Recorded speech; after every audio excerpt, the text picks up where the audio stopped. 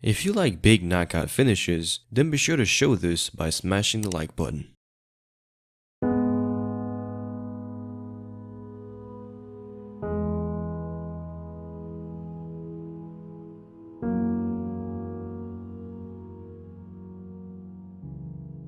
Welcome back everybody to KENAN TV. In the world of mixed martial arts, we were once accustomed to see monstrous men compete in the ring. So when we do take a glance at a physique that is of a chiseled stature, we can only acknowledge the sheer strength it possesses. In MMA's early days, strong, bulky men were thought of to be easy picks against much weaker bodied opponents. Until one fateful day, an expert of a grappling system had shown up and defeated the muscle man, breaking the image of what an individual who can fight was supposed to look like. Years have passed since, and the viewers of MMA in particular are aware that big muscles do not mean that much in today's sport. It can even be frowned upon, because if a fighter's physique causes more talk than his actual skill, then there is a problem, because it is skills that pay the bills, not just physiques. Now, fighters who pick up weights and who are muscle bound, in the general opinion at least, are wasting valuable time wiring muscle memory with the wrong movements, whereas a fighter should only focus on drilling technique until that becomes second nature, innately being prepared for the battle at hand. The fighter that spent time wiring his muscles to lift weights won't have anything to show for in terms of technique on the night, and thus will be underprepared. That is why many MMA fighters today are ripped and not bulky. But what if we have genetic freaks who are innately that huge? They surely will have the advantage, right? Well, they will have advantages, sure, along with disadvantages. So join me today as we take a closer look at one of the few fighters on the planet who possesses this rare gift.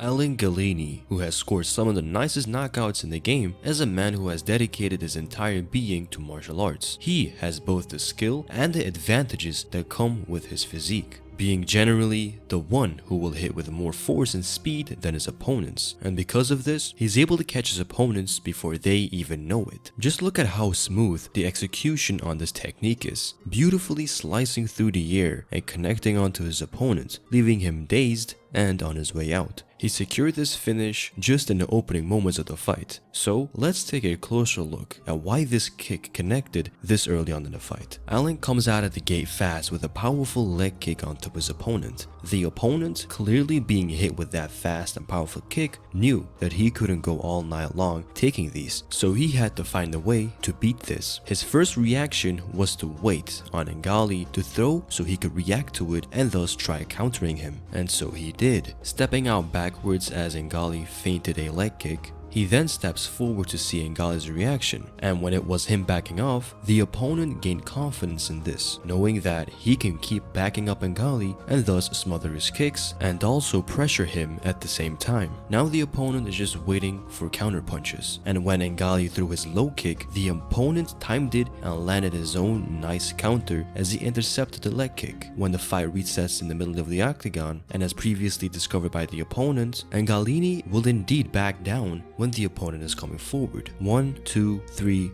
boom. Spinning back kick, and the fight is over before we even knew it.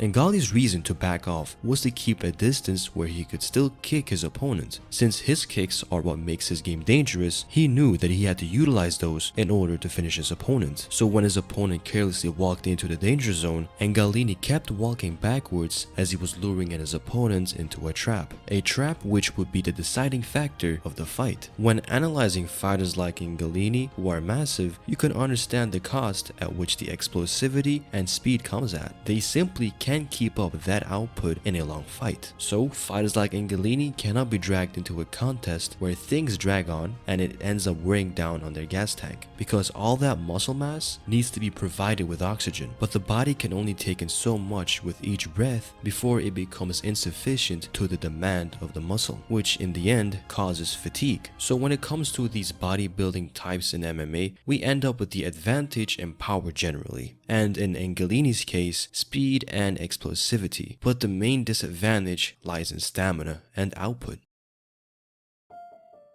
The most similar fighters to Ngalani in terms of body structure all suffer from the same disadvantages. Let's take a look at two.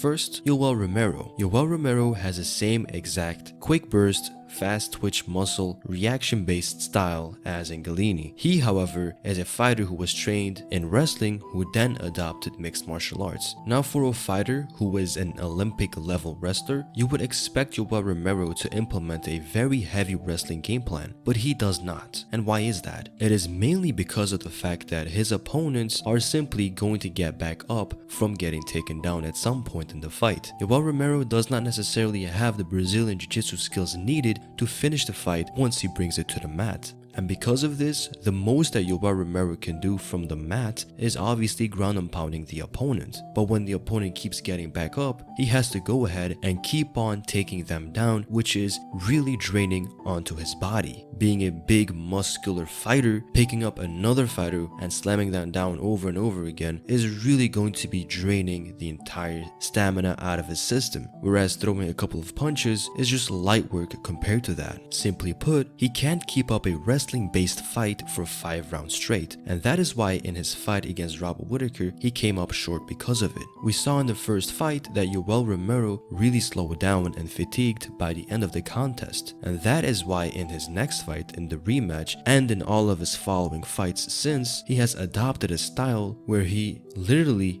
barely moves standing in front of the opponent using virtually no energy. And this is so he can go ahead and pace himself to go 5 rounds and just fight in spurts, because when it comes to fighters like Yoel Romero who are explosive, quick and powerful, quality outweighs quantity, and they really don't have the option to output much quantity anyway, because Robert Whittaker, who is a slow twitch muscle fiber fighter, he can throw many combinations at a steady pace and keep that up for 5 rounds, whereas Yoel Romero, he cannot do that, so he has to pace himself and fight in spots where he can know that when he throws, he can hurt him, drop him, and potentially finish him. Let's now take a look at another comparison, but this time around at a striker. Francis Ngannou is known to be the most violent one-hit knockout fighter in the history of the division. His rise in the sport up until his title fight with Stipe Miocic was nothing short but spectacular. He stopped all of his opponents brutally and in quick succession as well, because he was able to pair his massive size along with his insane reaction time and speed to put out his opponents cold. But just like Yoel Romero, he also had to fight in bursts, and he couldn't be in a contest where wearing down on him was not an option. So when he was scheduled to face an opponent like Stipe Miocic, his quick fights did not do him any favors going into the title fight, as a champion was able to not get caught with explosive and quick blows and stayed composed. He was then able to bring Francis Ngannou to the mat, wear him out and tire him out, and once he became fatigued, fighters like Ngannou, Yoel Romero, they face a lot of lactic acid buildup in their muscles, and because they have such big muscles, it is very hard for them to flush it out of their systems. So when we return to Ngalani, he has also experienced his own few moments of these fatiguing fights. Aside from his spectacular knockout victories, his most notable fight was against the double champion of ONE FC, Aung La Nsang, in which the slow twitch muscle man had to utilize slower paced techniques to nullify Ngalani's explosive nature. Now Ngalani is not the tallest and physically bigger man per se, but he is the most muscular and usually widest in the octagon compared to his opponent. so by no means was Aung La Sang a small fighter. But coming back to the point, he knew that Ngalani is a kicker, and he also knew by coming forward, Ngalani would have to keep a distance so he can keep kicking him, and by coming forward, Ngalani goes backwards, and at some point he will be close enough to the fence where he can shoot him for a takedown and bring him down to the mat and execute a Stipe Miocic style performance. But the much stronger Ngalani was able to secure top position, in fact. But Aung La was still working from the bottom, and he never gave Ngalani the opening to do any damage. Instead, as soon as Aung La got back up on his 2 feet, he immediately was able to secure in a Thai guillotine choke for the win, taking away any chance of Ngalani performing quick bursts of explosion paired with great power and speed to catch Aung La with a big knockout blow. Now to conclude this all, when it comes to real muscle-bound, muscular fighters inside the octagon and the ring, they are a serious threat. Many people believe that maybe if you just wait it out, you can tire them out and you can get an easy fight. In some cases that may be the case, but really fighting somebody like that, not only will they be able to really hurt you, they will also be able to, in most scenarios, take in a lot more damage than what a thinner fighter could potentially take in. Because like when I was punching and kicking him, he felt like metal, like a dude made out of concrete. It was ridiculous. A great example of this could be Paulo Costa versus Uriah Hall, where Uriah Hall, with all of his might, tried to stop the much bulkier, stronger Paulo Costa. He simply had no success because Paulo kept coming forward, he ate his shots, and against the much technically better Uriah Hall, Paulo Costa was the one who was hitting and connecting and damaging. Another example could be Luke Rockhold versus Yoel Romero, where Luke Rockhold kept on hitting the legs, moving around and being technically sound, trying to wear down Yoel Romero, but Romero was not being damaged in the slightest, and all those blows Rockhold landed on Romero, they were nothing compared to the one big blow Romero connected on Luke Rockhold. So in the end, fighters like Alain Ngalani, Yoel Romero, Francis Ngannou, Paulo Costa, Tyron Woodley, these fighters are quick, explosive, they are durable. Though they may not be the most consistent in their output throughout 5 rounds, they usually are the most effective. Ultimately, there is no denying the skilled martial artist Ngalani is. Just like all of us, we are built differently and perform accordingly to it. He is no different. His kicking based game paired up with his massive size is as lethal as it gets, but other parts of his game do not quite match his kicking game overall, resulting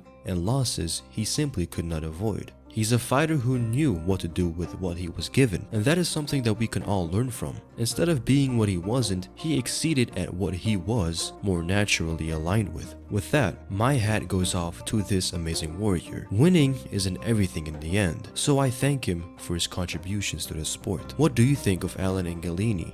Be sure to write it down in the comment section down below. As always, I've been Kenan from Kenan KTV, signing off. Later.